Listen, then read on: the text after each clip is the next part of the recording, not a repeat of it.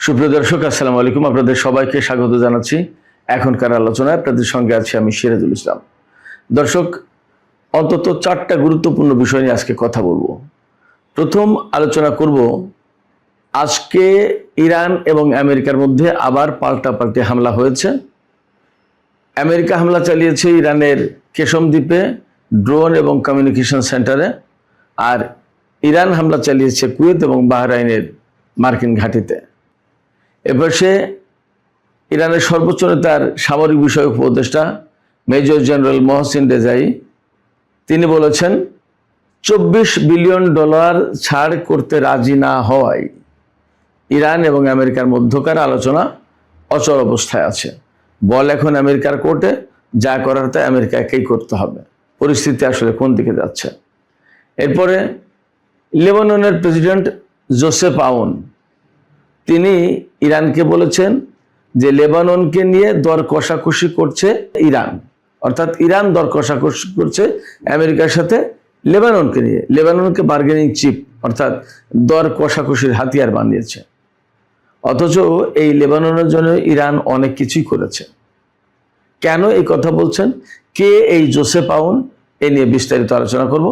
আর সবশেষে আলোচনা করব, আপনারা যুদ্ধের ভেতরে অনেকবার প্রশ্ন করেছেন আমাকে যে ইসরায়েলের বিমান ঘাঁটি থেকে শুরু করে সামরিক ঘাঁটিতে ইরান এত হামলা চালায়, তারপরেও ইসরায়েল কোথা থেকে এত সহজে বিমান হামলা চালায়? সেই প্রশ্নের কিছু জবাব দেওয়ার চেষ্টা করব আজকের ভিডিওতে। আশা করি ভিডিও ভালো লাগবে। আর যদি ভিডিও ভালো লাগে তাহলে লাইক, কমেন্ট, শেয়ার করবেন এবং চ্যানেলটি সাবস্ক্রাইব করে সাথেই থাকবেন প্লিজ। দর্শক, চলুন বিস্তারিত আলোচনা করি। প্রথম আলোচনা, আজ যে রাত গেল, এই রাতেই প্রায় রাত 1:30টার দিকে আমেরিকার কয়েকটি জাহাজ পারস্য উপসাগর থেকে হরমুজ প্রণালীর দিকে যাওয়ার চেষ্টা করেছিল, আইআরজিসির সাথে কোনো রকমের সমন্বয় না করে, যোগাযোগ না করে এবং আইআরজিসি তথা ইরানের অনুমতি না নিয়ে। সাথে সাথে ইরান ওই জাহাজগুলোকে ওয়ার্নিং দেয় যে তোমরা আর সামনে এগোনোর চেষ্টা করো না, কারণ তোমরা হরমুজ প্রণালী বিনা অনুমতিতে পার হতে পারো না, তোমরা যেতে পারবে না। একটি জাহাজ কথা না শুনে সামনে এগোতেই থাকে, তখন তাতে ক্ষেপণাস্ত্র বা ড্রোন দিয়ে হামলা চালায় ইরান। এরপরে বাকি আরো 3টি জাহাজ সম্ভবত পিছু হটে যায়, পিছনে চলে যায়, তারা আর সামনে এগোয়নি। এরপর আমেরিকা ইরানের কেশম দ্বীপে এবং উপকূলীয় অঞ্চলে, দক্ষিণ উপকূলীয় অঞ্চলে হামলা চালায়। বলা হচ্ছে ইরানের রাডার সিস্টেম এবং ড্রোনের কমান্ড অ্যান্ড কন্ট্রোল সেন্টারে আমেরিকা হামলা চালিয়েছে। তো যাই হোক, এরপরেই ইরান পাল্টা জবাব দেয়। ইরান তো আগেই বলে রেখেছে যে আমেরিকা সামান্যতম হামলা চালালে তার ব্যাপক এবং বিধ্বংসী জবাব দেবে ইরান, এবং সেই কথা অনুসারেই মূলত কুয়েত এবং বাহরাইনে মার্কিন ঘাঁটিতে হামলা চালিয়েছে। ইরানের গণমাধ্যমে দাবি করা হয়েছে বা বলা হয়েছে যে কুয়েতের আলী আল সালেম বিমান ঘাঁটি সহ আরেকটি বিমান ঘাঁটিতে হামলা চালিয়েছে এবং 7টি ব্যালিস্টিক ক্ষেপণাস্ত্র দিয়ে হামলা চালানো হয়। আর বাহরাইনের 5ম নৌবহরের যে ঘাঁটি, এই ঘাঁটির যে অবশিষ্ট অংশ আছে, আগে যুদ্ধের সময় তো ম্যাক্সিমাম ধ্বংস হয়ে গেছে, এখন এর যে সমস্ত অবশিষ্ট জায়গা আছে এইগুলো মোটামুটি হামলার আওতায় আনা হয়েছে আজকের। তো এখানে পরিষ্কারভাবে বোঝা যাচ্ছে ইরান যুদ্ধের ময়দানে আমেরিকাকে একেবারে বিন্দু বিসর্গ ছাড় দিতে রাজি নয়, ছাড় দিচ্ছেও না। তাতে চুক্তি হোক আর না হোক, ইরান আমেরিকা এবং ইসরায়েলের স্ট্র্যাটেজিটা বুঝে গেছে। তারা হঠাৎ করে হামলা চালায় এবং বলে যুদ্ধবিরতি আছে, যুদ্ধবিরতি বহাল আছে। আমেরিকা ইরানের সাথে তো যুদ্ধবিরতিতে আছে। এবং মার্কো রুবিও গতকালকেও যেমন বলেছে, মার্কিন পররাষ্ট্রমন্ত্রী বলেছেন যে ইরানের সাথে আপাতত ফর্মাল যুদ্ধ শেষ। তো ফর্মাল যুদ্ধ শেষ, এখন কি ইনফর্মাল যুদ্ধ চালাচ্ছেন? প্রায় মাঝে মাঝেই যে হামলা হচ্ছে, আবার হামলার পরে আপনারা বললেন যে না যুদ্ধবিরতি আছে, বহাল আছে।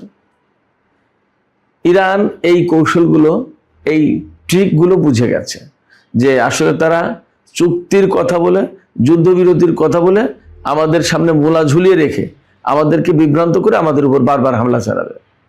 অতএব এই হামলা চালাতে দেওয়া যাবে না, আমাদেরকে বিভ্রান্ত করার সুযোগ তাদেরকে দেওয়া যাবে না। কিছু হলেই পাল্টা জবাব দেওয়া হবে। ইরান সেই কাজটাই করছে। আমি যখন ইরানে রেডিও তেহরানে কাজ করতাম, আমার সহকর্মী ছিলেন আশরাফুর রহমান, তিনি ফেসবুক পোস্টে জানিয়েছেন যে কুয়েতে বা বাহরাইনে ইরান যে হামলা চালিয়েছে সে হামলা সফল। এখন আমেরিকার পক্ষ থেকে দাবি করা হয়েছে যে 7টার ভেতরে 6টা ক্ষেপণাস্ত্র তারা ভূপাতিত করেছে, আর একটা সম্ভব হয়নি। আসলে আমার কাছে এই কথাটা খুব বেশি একটা গ্রহণযোগ্য নয়। আবার আশরাফুর রহমান যেহেতু বলছেন যে সফল হামলা, তাহলে আসলে দেখা যাক কি হয়েছে, একটু অপেক্ষা করে কি হয় দেখা যাক। তবে আমি আপনাদেরকে একটা কথা বলে রাখি, যুদ্ধের সময় আমেরিকা কিন্তু ইরানের একেবারে বিমান ঘাঁটি শেষ, বিমান বাহিনী শেষ, নৌবাহিনী শেষ, নৌবাহিনীর যুদ্ধ জাহাজ শেষ, ইরানের ক্ষেপণাস্ত্র, লঞ্চার, ক্ষেপণাস্ত্র সব শেষ করে দিয়েছিল। ডোনাল্ড ট্রাম্প তো বলেছিলেন যে আমরা যুদ্ধে জিতে গেছি, আমরা বিজয়ী, একের বহু কিছু। কিন্তু পরবর্তীতে দেখা গেছে যে আসলে তার যে কথা বা আমেরিকার বাহিনী যে সমস্ত দাবি কথাবার্তা যা বলেছিল তার অনেক কিছুই আসলে ভুল বা অসত্য ছিল। কেমন এটা আমরা ধরে নিতে পারি যে যুদ্ধের একটা কৌশল। যুদ্ধের কৌশল মানে, যুদ্ধের কৌশল বলতে আমি এইটা বোঝাচ্ছি যে যুদ্ধের সময় এক পক্ষ আরেক পক্ষের ব্যাপারে অনেক কথাই বলে, তবে একটা ব্যাপার আছে, নীতি নৈতিকতার তো একটা প্রশ্ন আছে। নীতি নৈতিকতা বাদ দিয়ে তো ঢালাওভাবে সব কিছু বলা যায় না, করা যায় না। বাট আমেরিকা এই নীতি নৈতিকতার বালাই রাখে না। যেখানে মানুষ হত্যা, আমরা তো দেখেছি পৃথিবীর বহু জনপদে গণহারে মানুষ মরেছে না মার্কিন হামলায়, বা এখনো মরছে না। এই যে মিনাব শহরে যে স্কুলে যে হামলা চালালো ইরানের হামলার প্রথম দিনেই, এবং যে সমস্ত মানুষ এই পর্যন্ত মারা গেছে যুদ্ধে, তারা কয়জন সামরিক লোক ছিল, সামরিক ব্যক্তি ছিল? বেশিরভাগ কিন্তু বেসামরিক, এমনকি নারী শিশু প্রচুর পরিমাণে। ইসরায়েল গাজায় লেবাননে কি করেছে আমরা তো পরিষ্কার দেখেছি। তো সেই জায়গা থেকে আমরা বলতে পারি যে তাদের ভেতরে আসলে যুদ্ধের নীতি নৈতিকতা থেকে শুরু করে স্বাভাবিক নীতি নৈতিকতা অনেক ক্ষেত্রেই কম। এই জায়গায় আমি আপনাদেরকে বলি ইরানের নীতি নৈতিকতার দিকটা বরং উন্নত। কেন বলছি? ছোট্ট করে যদি দুটো উদাহরণ দিই তাহলে বুঝবেন। ইরান কখনোই আগে ইরানের শত্রুপক্ষের উপর হামলা চালায়নি। এটা যুদ্ধের কিন্তু একটা বড় নীতি। হামলা হলে পাল্টা প্রতিরোধ করেছে বা পাল্টা হামলা চালিয়েছে, কিন্তু আগে আগ্রাসী ভূমিকায় ইরান যায়নি। এটা কিন্তু একদম পরিষ্কার কথা। আর একটা তথ্য হচ্ছে যে ইরান সাধারণত বেসামরিক লোকজনকে হত্যার দিকে যায়নি কখনো। দেখেন ইরানের সাথে আমেরিকার বা ইসরায়েলের কয়েকবার যুদ্ধ হলো। আপনি দেখেন যে কুয়েত, বাহরাইন, সংযুক্ত আরব আমিরাত, সৌদি আরব, তারপরে কাতার বা ইসরায়েল, এই সমস্ত ইরানি হামলায় কতজন বেসামরিক নাগরিক মারা গেছে খুব দেখাতে পারবেন না। অথচ অনেকেই প্রশ্ন করেন যে কেন ইরান একদম সব শেষ করে দেয় না। না, এটা যুদ্ধের নীতি না, যুদ্ধেরও নীতি আছে। যুদ্ধ করার মানে এই না যে মানুষ মারা। যুদ্ধ করার অর্থ হচ্ছে যে আগ্রাসী শক্তিকে প্রতিহত করা, তাকে ঠেকানো, তাকে পিছনে হটিয়ে দেয়া। যাই হোক, ইরান এই নীতি নৈতিকতার জায়গায় আছে দৃঢ়ভাবে এবং সে সরে যায়নি। সেই জায়গা থেকে বলতে পারি বা বিশ্বাস করতে পারি যে তারা যে কথাগুলো বলছে, যদিও যুদ্ধের ব্যাপারে তাদের কৌশল আছে, কৌশলী একটা প্রচারণাও আছে, তারপরেও একেবারে নীতি নৈতিকতা থেকে সরে গিয়ে কোনো প্রচারণা চালায় না যা অপপ্রচার হিসেবে গণ্য হতে পারে। সুপ্রিয় দর্শক, এবার আমি আলোচনা করছি ইরানের সর্বোচ্চ নেতার সামরিক উপদেষ্টা মহসিন রেজাই তিনি কি বলেছেন এবং আসলে তার বাস্তবতা কি, তার প্রেক্ষাপটটা কি, আমি এই প্রসঙ্গে কথা বলছি। মহসিন রেজাই বলেছেন আমেরিকার হাতে ইরানের অন্তত $24 বিলিয়ন সম্পদ জব্দ করা আছে, আটক আছে। এই $24 বিলিয়ন অবশ্যই ছেড়ে দিতে হবে, মুক্ত করতে হবে। যতক্ষণ পর্যন্ত মুক্ত না করা হচ্ছে ততক্ষণ পর্যন্ত আমেরিকার সাথে ইরান কোনো চুক্তিতে যাবে না। ইরান এই জায়গায় একটু ছাড় দিয়েছে। ছাড়টা এরকম যে চুক্তির পরপরই, অর্থাৎ একদিন পরেই সম্ভবত বা 24 ঘন্টার ভেতরে ইরানকে 12 বিলিয়ন বা $1200 কোটি ছাড় করবে, আর বাকিটা একটু সময় নিয়ে। তারও একটা সুনির্দিষ্ট সময়সীমা আছে। তো মহসিন রেজাই তিনি কে? তিনি হচ্ছেন ইরাক ইরান যখন যুদ্ধ চলেছে তখন তিনি IRGC-র প্রধান কমান্ডার ছিলেন, মেজর জেনারেল পদে তিনি উন্নীত হয়েছিলেন। এই মেজর জেনারেল মহসিন রেজাই তিনি বলছেন যে আমেরিকার কাছে যে এই $24 বিলিয়ন অর্থ জব্দ করা আছে, এই সম্পদ না ছেড়ে দেওয়া পর্যন্ত ইরান আমেরিকার সাথে চুক্তিতে যাবে না। এবং এটা ঠিক যে ইরান যা বলছে তার বাইরে কিন্তু তারা যাচ্ছে না। সেক্ষেত্রে আমেরিকাকে যদি চুক্তি করতে হয় তাহলে এই সম্পদ ছেড়ে দিতে হবে, আর এই সম্পদ যদি না ছাড়া হয়, অবমুক্ত না করা হয়, তাহলে কিন্তু চুক্তি হবে না। আর চুক্তি না হলে কি হচ্ছে তা তো আমরা জানি। আমেরিকার প্রতিদিন বিপুল পরিমাণে কোটি কোটি ডলারের খরচ যাচ্ছে পারস্য উপসাগরীয় এলাকায় যুদ্ধজাহাজ, সাবমেরিন এবং সামরিক সদস্যদের মোতায়েন রাখার কারণে, তাদের আহার, খাবার দাবার, নিরাপত্তা, চিকিৎসা, আরো বহু কিছু। প্রতিক্ষণ ইরানের হামলার থেকে নিজেদেরকে রক্ষার জন্য প্রস্তুত রাখা, মাঝে মাঝে হামলা চালাতে হচ্ছে, এই সমস্ত সবকিছু মিলে হরমুজ প্রণালী এলাকায় আমেরিকার যে তৎপরতা আছে তার পিছনে প্রচুর টাকা খরচ হচ্ছে। আমেরিকার অর্থনীতিও অবশ্যই চাপের মুখে পড়েছে। শুধুমাত্র যে ইরানের অর্থনীতি চাপের মুখে পড়েছে, নট দ্যাট, আমেরিকার অর্থনীতিও চাপের মুখে পড়েছে। সেখানে পণ্যের মূল্য বেড়ে গেছে, গ্যাসের মূল্য বেড়ে গেছে, তেলের মূল্য বেড়েছে, জনজীবনের যে স্বাভাবিক যে ব্যয় সেইগুলো বেড়ে গেছে। তারপরে আপনার পণ্য পরিবহন খরচ বেড়েছে। আলটিমেটলি সমস্ত সব জায়গায় এর প্রভাব পড়েছে। শুধু কি ইরান এবং আমেরিকা, সারা বিশ্বেই এর প্রভাব পড়েছে। বিশ্ব অর্থনীতি এখন ভীষণভাবে হিমশিম খাচ্ছে, কঠিন অবস্থার মুখে। আমাদের বাংলাদেশেই কত রকমের ঝামেলা, তেল এবং বিদ্যুতের দাম বাড়াতে হচ্ছে, এরকমভাবে বিভিন্ন দেশে একই অবস্থা।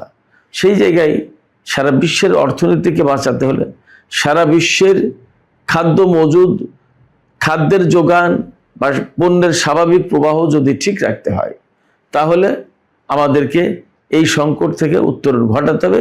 এই সংকট থেকে মুক্তি পাওয়া জরুরি। সেক্ষেত্রে আমেরিকা ইরানের তো অর্থ এমনিই জোর করে আটকে রেখেছে।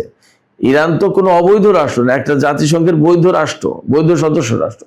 এবং যে পরমাণু কর্মসূচি নিয়ে ইরানের সাথে আমেরিকার এত দ্বন্দ্ব এবং এই যে যুদ্ধ, ইরান কিন্তু সেই এনপিটিতে সই করা একটি দেশ এবং জাতিসংঘের সদস্য, তো আগেই বললাম। এনপিটিতে সই করা মানে তারা বেসামরিক উদ্দেশ্যে পরমাণু কর্মসূচি পরিচালনা করতে পারবে, অথচ আমেরিকা জোর করে তাকে সেই সুযোগটা দিচ্ছে না।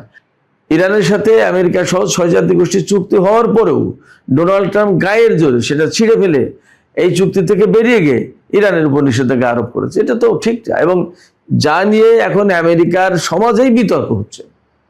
সব লোক যে ডোনাল্ড ট্রাম্পের পক্ষে তা কিন্তু না। ইরানের মোটামুটি ম্যাক্সিমাম লোক ইরান সরকারের পক্ষে, বর্তমান সরকারের পক্ষে, কিন্তু আমেরিকার ম্যাক্সিমাম লোক ডোনাল্ড ট্রাম্পের বিপক্ষে। তাহলে কার অবস্থান সঠিক? এটা সহজ কথা।